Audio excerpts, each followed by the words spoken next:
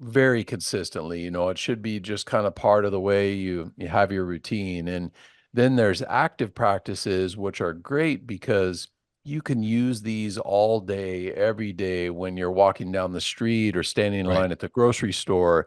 And by integrating these active practices, we can start improving our awareness and our mindset and our ability to be present in everything we do. And now we start to live the practice rather than having it be a hobby that we do once in a while. And that's where you really start to reap a lot of the benefits that come with Right. the meditative practice.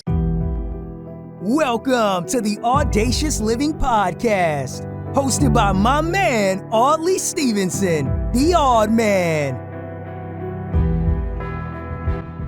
Greetings and salutations. Welcome to the Audacious Living Podcast, where our ongoing goal is to inspire and empower our listeners to live their best audacious lives ever. Thank you so much for tuning into the podcast and spending time with it. Truly, truly is appreciated. Now, just like a skilled tightrope walker finds balance and harmony in every step they take, achieving true balance and well-being in life requires a steady focus, constant adjustments, and a fearless audacity to pursue your dreams. Our guest today is Jeff Patterson, a seasoned practitioner of meditative and martial arts for over 30 years. Jeff runs an academy in Portland, Oregon, and is passionate about helping individuals find mind-body balance through his teachings and practices. Jeff's expertise in the meditative arts and his dedication to helping others achieve well-being align perfectly with the focus of living audaciously and reaching our full potential. So, without any further ado, let's jump into our conversation with Jeff. Enjoy.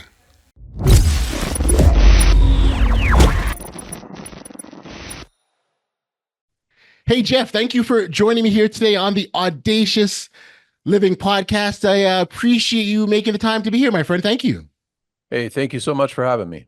Yeah, no, it's great. I always talk how much I enjoy first of these conversations because they're really powerful, and if the idea of sharing insights through the art of conversation that can help others get to a better place is just that just excites me and thrills me. So I'm glad to be able to do that, and as well to learn more about individuals and the work that they do. And when you really look at it, we on this podcast we spend much time, encourage individuals to live their best audacious life, and that audacious life can look very, very different. The pathway that one person can take versus another can be very, very different, but it's still their path nonetheless. And you spend a lot of time sort of in the meditative arts, if I will, if that's an appropriate best way of saying that, and really helping individuals sort of center the balance, I guess, the mind and the body. And I think that's a really important aspect, or actually I'm gonna call that a skill, and you can correct me if I'm wrong, but a skill in order to get to this audacious place of living, I would say. And so maybe as a starting point, I'll open up the door here, let you come in and sort of tell the audience a little bit about yourself, what you do, and clarify if this is a skill and balance, whether or not that's a skill. Okay. Sure, sure. So yeah, I've been practicing the meditative and martial arts now for about 36 years. I've been running an academy here in Portland, Oregon for 30 years. Mhm. And it definitely is a skill or a practice. It's a lifestyle. A lot of people turn to the meditative arts for many different reasons. I was introduced to the meditative arts in a bit of a roundabout way, in that back when I was 19 years old, I was really into Western boxing, and Okay. I had met a boxing coach who was a strong influence on my life. And after about 2 or 3 weeks of getting to spend some time with him, he said something to me one day that changed my life forever. And that he said, if you really want to be a good boxer, you should start doing meditation and Tai Chi. And Okay. at the time, I was this 19-year-old kid thinking, isn't Tai Chi for old people in the park? How's that going to make me a better fighter? And I had a lot of respect for him, though, and it's changed my life in so many ways. And through the years, I've had over 26,000 students come through my academy, and I have literally heard hundreds of stories of how the meditative arts has positively influenced people's lives. And so that's what's made me so passionate about trying to get the word out there. That's what's given me the energy to write my last couple books and create my online program, my teacher training program, and that's where we're at today. Yeah, that's it's fascinating. I wonder if you could talk or maybe describe about some of these benefits that people are walking away with. There's hundreds really. The Wow. meditative arts helps with your overall health and longevity, working with basic body mechanics through flexibility and strength and stability. It helps with healing illnesses and mental instability. A lot of people practice for stress disorders, anxiety, panic attacks. A lot of people practice for improvement in their physical performance out on the field. There's a lot of professional athletes these days that are turning to the meditative arts because it helps improve their mindset on the field and give them better timing and awareness and Mhm. all of these different skills that come with the practice. So there really is a long list of different ways the practice can help change things for you. It seems to me that meditative arts, and again, please correct me if I'm wrong, but it's not a one time thing. It's an ongoing process, right? You don't meditate today and say, okay, great, I've got my fill, I'm good, and life is good, let's move on. That it's something that's ongoing, and the more continuous that you make and allow it to be, the more beneficial it is. Yeah, it really is a lifestyle, and anytime a new student comes in here, I always talk to them about the three basic pillars of meditation. So we Okay. have what we call ritual practices, active practices, and philosophical practices. And a ritual practice is where you set time aside every day and you do 20 minutes or a half an hour or an hour if you're really motivated, whatever that is for you. And that's kind of like the bread and butter of your practice. And you Okay. want to do this uh, very consistently. It should be just kind of part of the way you have your routine. And then there's active practices, which are great because you can use these all day, every day when you're walking down the street or standing in Right. line at the grocery store. And by integrating these active practices, we can start improving our awareness and our mindset and our ability to be present in everything we do. And now we start to live the practice rather than having it be a hobby that we do once in a while. And that's where you really start to reap a lot of the benefits that come with Right. the meditative practice. And then lastly, there is the philosophical side of the practice. And these things can be integrated in both our ritual practices as well as our active practices. It really, and I guess the word deliberate comes to mind, or intentional about of the sort of meditation as you sort of describe those three types. Is that fair to say? In what light? I'm not sure what you're asking. So to adopt or take on the practice of meditation, there's some intentionality that's required. So it's not, you're not just doing it for doing it. Like, so for example, when you talk about Oh, you being active, right? It's you're being very conscious about, yeah, this is what I'm doing now, and I'm going to do this. I'm going to stay in the moment. There's so much distractions in the world, right, that come yeah, into yeah. play. So that's kind of where I was trying to Okay. uncover with you. Yeah, so people are drawn to the practice for a lot of different reasons, and I Hmm. kind of break down the meditative arts into five main categories. Okay. And we have the athletic side of the practice, which is where, you can study the arts to improve your timing and your stability and your sensitivity and your awareness and all of these skills that are helpful to making you better in your performance and creativity. And then we have the therapeutic side of the practice, which is great for stability and flexibility and Hmm. strength and dealing with injuries. We have the medical side of the practice, which all of Chinese medicine is based on Qigong theory. So that's a very deep avenue to follow. Then there's the philosophical side of the practice, which is, where you study the philosophy to understand um, different mental thought processes and how to strategize and how to study kind of the virtue of life and how to integrate these principles into everything you do. And then lastly, there's the spiritual side of the practice, which I think is what most people think of when they hear the term meditation. And, of these five different directions, you'll have people drawn to the practice in any one or maybe a combination of these. Right, right. And so it seems then, and based on what you've just said, is it's really depending on where you're at, which one of those practices that you go to. Yeah, for sure. I think everybody has a different practice. And this Mhm. is one of the things that I see really getting in the way for new people is that there's so many things out there. There's, YouTube's got a million videos on Right. this practice and that practice. There's all Sure. these apps out there and things that people listen to. Yep. And if you don't know about the practice, I've been studying the meditative arts now for 36 years. I've traveled around the world and trained with some of the most amazing practitioners on the planet, and I'm still learning all the time. I'm just a Mhm. student, and if you think that you're going to start from a beginner stage and teach yourself, you're going to waste a lot of time. I've Right. had Right. students come into the academy that have been training and self-taught for 15 years, 20 years, and they'll see somebody who's only been here at the academy for a year and they'll get frustrated because they're further along in their practice and they wasted all this time. And, life is short and your time is valuable. You need to have somebody to kind of help guide you and point you in the right direction. Hmm. So, and that's funny because I was going to say, oh, then how does someone figure it out, right? Like, Yeah, as you yeah. said, this world is vast and there's lots of different doors that you can enter into. Someone coming in as a novice, not knowing, they're drawn to something, right? I mean, it sounds like that's an important part of this, that there's got to be a calling or drawing to this thing, but you're here, then what, right? Right.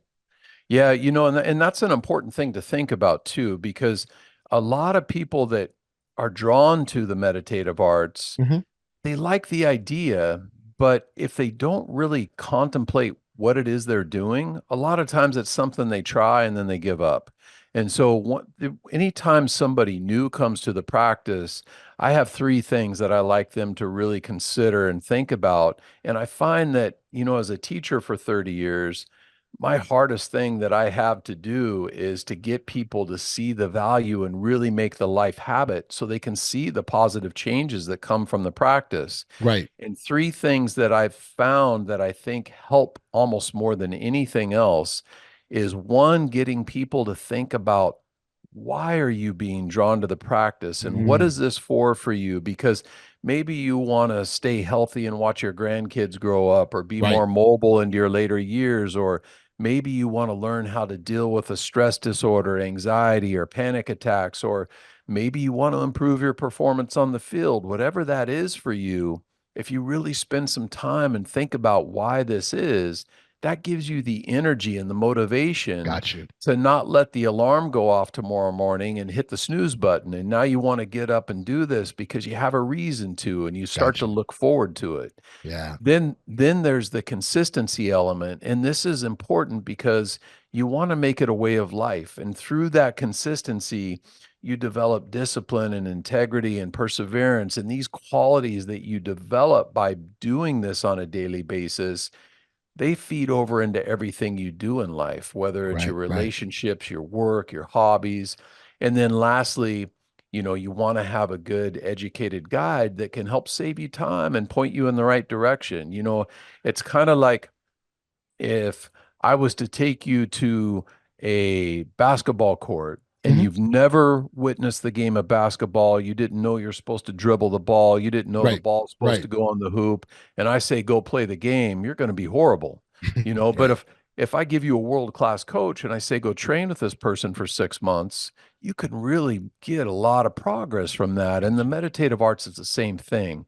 Having somebody in your corner will save you a ton of time. Got you. No, it makes total sense. I think the piece that resonates for me, which really stands and I like, is the whole idea of having that purpose up front. So you're clear on what you're doing, why you're doing it, and that's what drives you to keep going. So it feeds right into that consistency piece. And so I think, I really think that's a great point. Uh, um, And then what also does too, I think it gives people kind of like almost like a mini checklist to ensure that this is the right thing for me, right? Like, you know, you're Yeah. not, as you said, time is valuable, don't want to waste your time. So almost like a mini checklist of where you're at, and okay, this is something I can embark on, and knowing that it's got to be something consistent for me to get the true value out of it. And so I'm hearing that loud and clear. Now your website's the Yielding Warrior, which I love. I'd love to understand and get an idea of the premise, or at least the philosophy behind that, and why is yielding so important? You know, yielding is one of and the concepts in the meditative and martial arts, and it's Okay. something that I've been very passionate about for many years. It's what inspired me to write my last book, The Yielding Warrior. And the idea of yielding is really fascinating in that it can be applied in any area in life.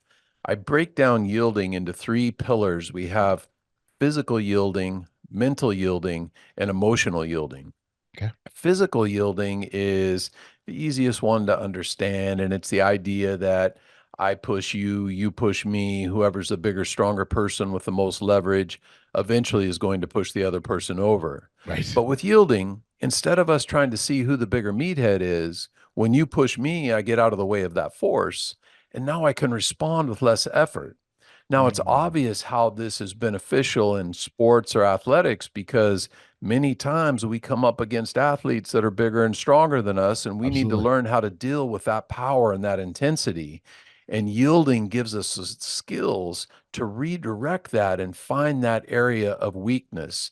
Now, in order to be good in yielding, a lot of things have to come into play. You need to be well rooted. The lower part of Mm, your body needs to be strong and flexible so you can right. change your central equilibrium without getting tight. The body has to be relaxed, the breath has to be calm, and the mind has to be present. Now, in order to really master these skills, it's a lifetime journey. Yes. However, from day one of integrating the meditative arts into your life, you start to see these things more clearly inside yourself. And you also start to see them more clearly in other people. And this is where it really starts to get interesting, and also where we start moving into what I call mental yielding. So, say, for example, you and I are having a conversation and I say something that unsettles you, and I pick up on it right from the beginning. Hmm. It's a lot easier to adjust the conversation and keep us in a happy place than if I'm not paying attention to that. Pretty soon I'm so far off track, you want to knock me upside the head. Right. And so learning how to use yielding in all of our interactions is extremely powerful tool. One, you're being more considerate, which is something we should all do anyway. Hmm. And two, it allows you to be strategic in your interactions and guide conversations to a positive outcome with the least amount of resistance. Right. And this is beneficial in our relationships and business and sales and negotiations. I mean, there's so many different ways that we can apply this idea. Yeah. Yeah. Then the third pillar is what we call emotional yielding. And emotional yielding is very much like mental yielding, but it's with our own interpersonal conflicts. So oftentimes things will happen to us and we'll respond and we'll go down this path, and we might get an hour, a day, a week down that road and realize maybe that wasn't the best choice. But with yielding, oftentimes because of our heightened intuition and our ability to kind of stay more present, we're able to step back when these things are happening, be more in the moment, analyze the situation, and Right. oftentimes make a more educated choice that helps us down a path that saves us a lot of heartache on the other side. You know, Gotcha. and I've been explaining this idea of yielding for many years, running this academy for over 30 years. And one of the most common things I hear people say is, yielding makes a lot of sense. In fact, I do that all the time. And while I would agree, I think everybody does some degree of yielding all the time, but it's kind of like, you know, if you or I were to walk into a crime scene with a detective who's been on the job for 30 years, Yep. I guarantee you that person would see things about the series of events and the timeline that I know at least I would have no clue of. Yep. And the meditative arts helps you see things inside yourself and inside other people that I believe that you could go through your entire life and never have any clue of without this practice. Explain to me how yielding is different than giving up. And I ask that because there will be people who perceive yielding as I'm backing down, I'm giving up, I'm surrendering, I'm retreating. Yeah, so I'm glad you asked that question because a lot of people have that thought. In teaching martial arts as well, you get a lot of type A personalities that just want to drive through and make this happen. When I first start talking about yielding, they're like, I don't want to give up. That's that's not my nature, and Yeah. and yielding is not at all giving up. They've been using yielding strategy in military battles for thousands of years. And the idea of yielding is learning how to recognize the situation and to have the sensitivity and the awareness to understand where the strong points are, lead those strengths into an area of weakness. So when you attack, you're not resisting them at 100%. You're meeting them at 20%, 30%, and you Right. can save yourself a lot of energy on the other side. And so it's not at all about giving up.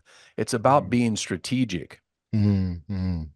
There's a word that you use. I think fits nice, and I appreciate you said it. You said redirecting, right? I think Yes. that's an important part of when you're talking about being strategic.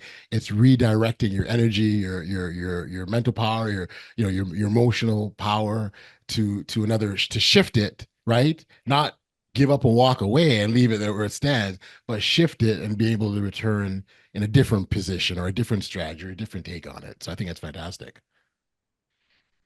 Yeah, and then you combine yielding with warrior, man. That just sounds great. Like honestly, that's awesome. A yielding warrior. How did you come up with Well, that? well, yielding's been used in the martial arts and the military arts for thousands of years, and so it's a concept though that's not really widely known. In fact, when I was researching and doing some information or some gathering info for the writing my last book, Hmm.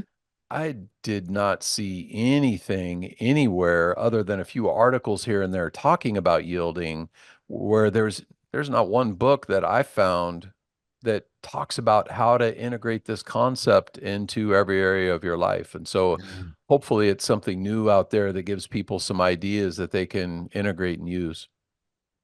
When I asked you earlier about the benefits, one of the things that you touched on was stress and how the meditative arts can combat or deal or manage stress. I want to sort of talk about the relationship between those two and why meditative arts is so significant in managing stress. Well, yeah. So a lot of times, one of the most common things I'll hear people say is they tried meditation, but they couldn't quiet their mind. And so it didn't work for them.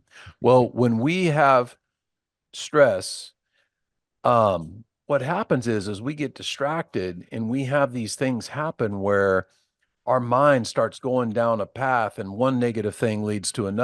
another. And eventually we're having a panic attack or we're having something that's really taking us off center. The meditative arts helps us recognize these imbalances on the first sign of imbalance and gives us the tools to bring that back to center and find that focus. And say you're meditating for 20 minutes or an hour or whatever that is for you, and say you Mhm. get distracted 50 times during that session. Well, if you get distracted 50 times and every time you recognize the imbalance, you use your breath, your posture, your movement, whatever that is to help bring you back to center, now you just got 50 repetitions of being off center and coming back to focus. And if you do that every day, every month, every year, you start to become where you're almost unshakable and you can deal with any kind of imbalance. And Right, pretty soon you're able to stay present, and anytime we're stressed, we're thinking about something that happened in the past that brought us right. negative feelings, or we're anticipating things that are going to happen in the future. But Hmm. when we can bring ourselves back to center and find that balance and focus on our posture, our breath, and our movement and our alignment, it helps us move out of that situation. And when we do this every day Yep. and we integrate these practices in everything we do, we start really developing this power and this control over Mm, how our physical, mental, and emotional energy is displayed. gotcha. You mentioned every day. Is there a certain recommended certain number of times a day, or it depends on where you're at as an individual? Or, yeah, what would you say to that? I always tell people that you want to have a ritual practice every day. Okay. And in that ritual practice, I usually like beginner students to start with 20 minutes, a 20-minute session a day. Doing more is great, but 20 minutes is a great place to start. And then integrating some active practices throughout the day, which can be done in 60 seconds or 2 minutes. And Hmm. these are great as well. Now, through the years, I've been teaching for over 30 years.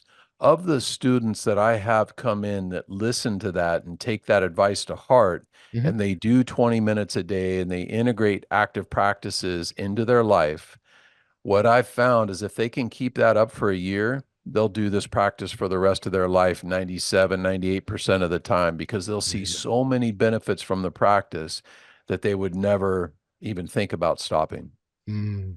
Yeah, yeah, in fact, I can see you want to keep doing more. It's like it almost become addictive, Yeah, right? Like, especially when the benefits are rolling in, you want to, ramp it up, so to speak, right? exactly.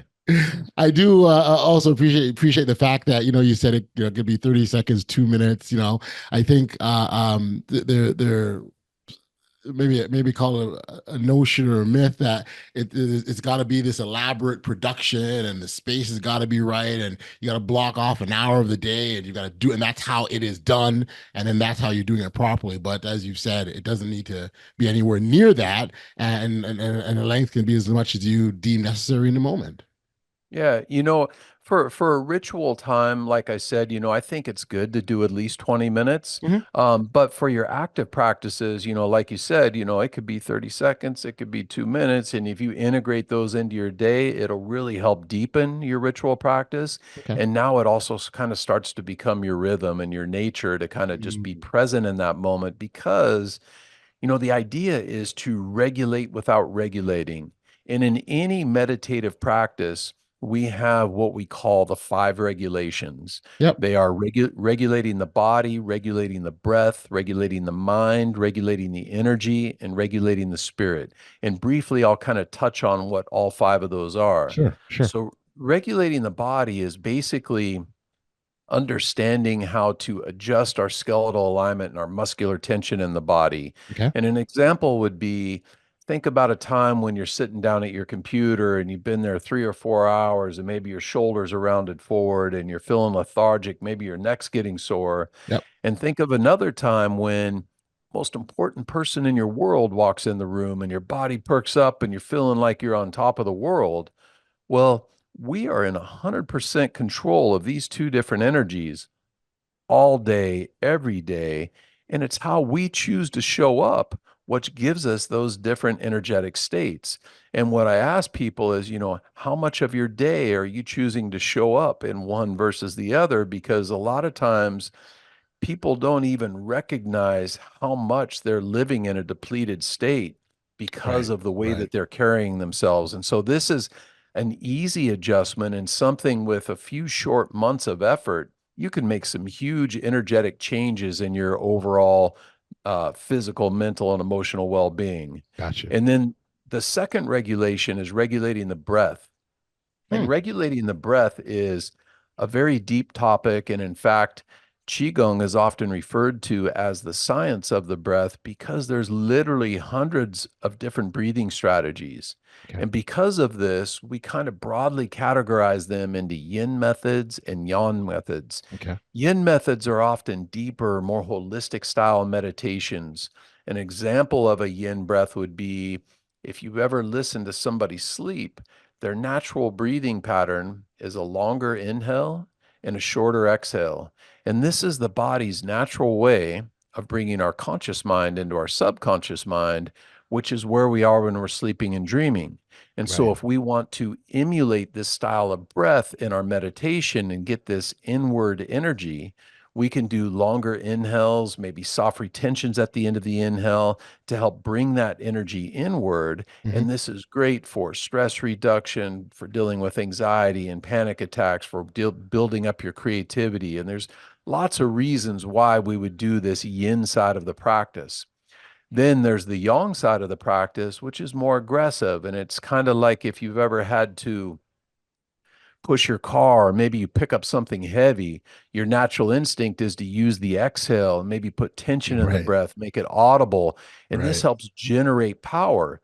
Now, when we start learning how to use the breath as a strategy, and in Chinese philosophy, they call this balancing the Kan and Li, it gives us the tools to adjust our different outcomes throughout the day. And right. we all go through the day with emotional ups and downs. Yeah. Some people are like a roller coaster, others may be a little more balanced. But when you start to recognize these imbalances and maybe you see yourself starting to get excited, we can use the yin breath to help bring that back down and settle it. And when you see yourself starting to feel depleted, we can use the yang breath to help energize you and pick you back up. Understanding how to do this, we can find more balance and be more centered throughout the day. The next idea of the next regulation is regulating the mind.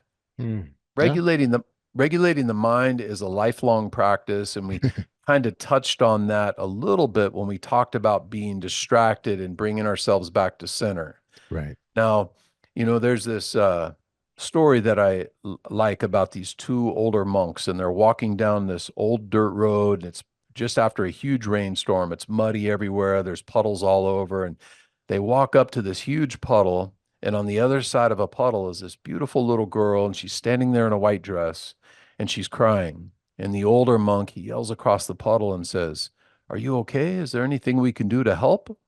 And she says, "I need to be somewhere, but if I walk across this puddle, I'm going to get my dress all dirty." Mm. So the older monk, he rolls up his pant legs and he walks across the puddle. He picks her up, puts her on his back, takes her to the other side and lets her go, and she's off on her way.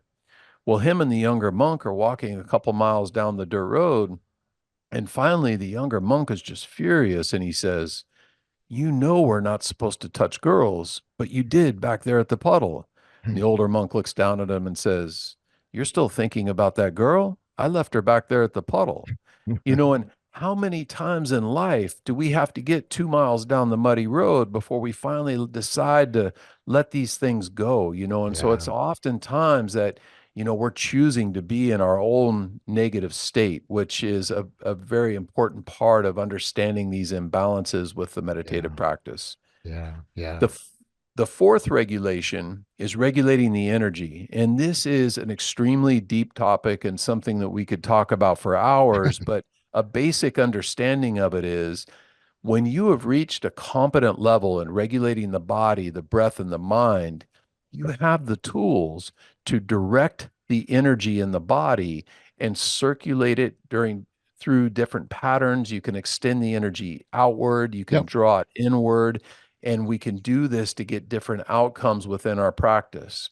And then the last regulation is regulating the spirit. And regulating the spirit is a very profound idea.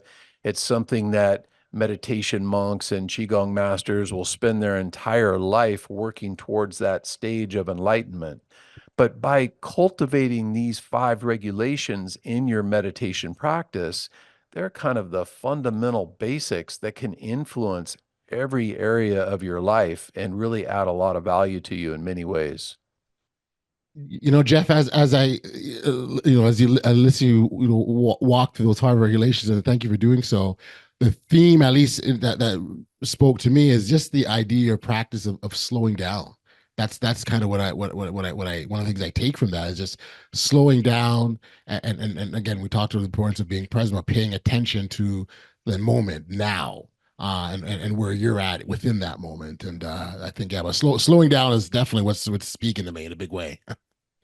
Yeah, and that's one of the kind of common traits with many different meditation practices is that we do try to slow down. We try to bring ourselves into that present Yeah. state. And it's, also common in today's society where with the fast-paced world we live in and having cell phones and the distractions everywhere and advertisements everywhere, that we get so caught up into these different paces and this different kind of way of life, really, Yeah. that we kind of forget who we really are inside. It's one of my meditation teachers. He always talks about, in today's society, everybody's walking around with a mask on because they're trying not to let people see how they really feel, or maybe they Yeah. don't want to hurt somebody's feelings, or they Yep. don't want to say the wrong thing. And, we get so used to living this way that oftentimes you go to look at yourself in the mirror and you're still wearing that mask. And it's Yes. like the meditative arts helps to let go of these barriers and these masks and really stay connected to who we are. Yeah, yeah, no, I appreciate that explanation. You referenced your book, the Yielding Warrior, a couple times. Maybe can you talk a little bit about your book and perhaps where listeners can get their copy? Yeah, so right now I'm offering a free copy of the book. If you go to Thank you. theyieldingwarrior.com/book and just pay for shipping and handling, we'll send you out a copy of the book. Also at theyieldingwarrior.com, you can check out our online program and learn how to start building an evolving meditation practice that fits your lifestyle. And for those of you out there, maybe that have a yoga studio or a martial arts studio, or maybe you're a life coach and you want to learn how to teach the meditative arts, there's also a teacher training program up there as well. Lovely. And I love the subtitle, so it's the Yielding Warrior, discovering the secret path to unleashing your true potential. I'm dying to know what makes it a secret. Is that because you're giving it away for free, right? So the meditative arts, there's many secrets, and there's like I said, I've been studying for 36 years, and it's amazing how deep the practice is. There's so much involved in different paths that you can follow with these arts, that it's what inspires me. It's like keeps me fresh, and it's like, I've been doing this for a long time, and I look forward to it every day. It never gets old because there's so much new to learn and different ways to grow. yeah, no. Yeah, I totally agree, and the lifelong learning and being continuous learner is a big part of this, to embrace the meditative arts. And so, thank you for sharing that. Thank you for being here today, Jeff. It's awesome. I really appreciate just the insights on the deep level that you provided, and certainly giving our listeners lots to think about. You're a fountain of information, which is wonderful. Again, so thank you for being here. We're going to make sure that all your appropriate contact details in the show notes below. Would encourage listeners to connect with you directly. But thank you for being here. Yeah, thanks for having me. All right.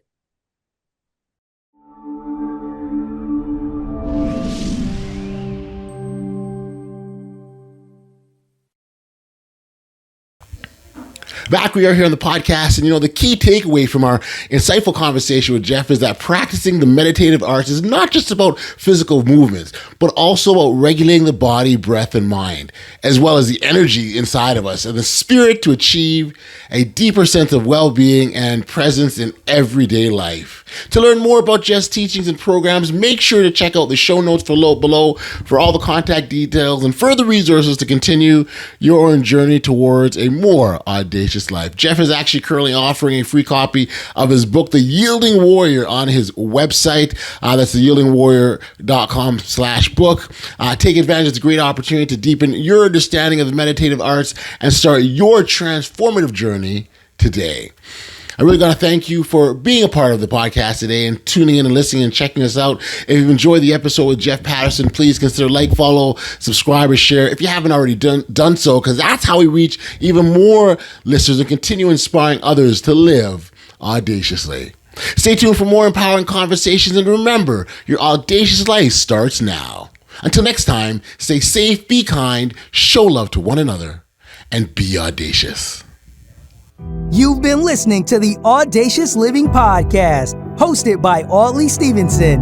If you enjoyed what you heard, be sure to like, subscribe, and share. Until next time, be audacious.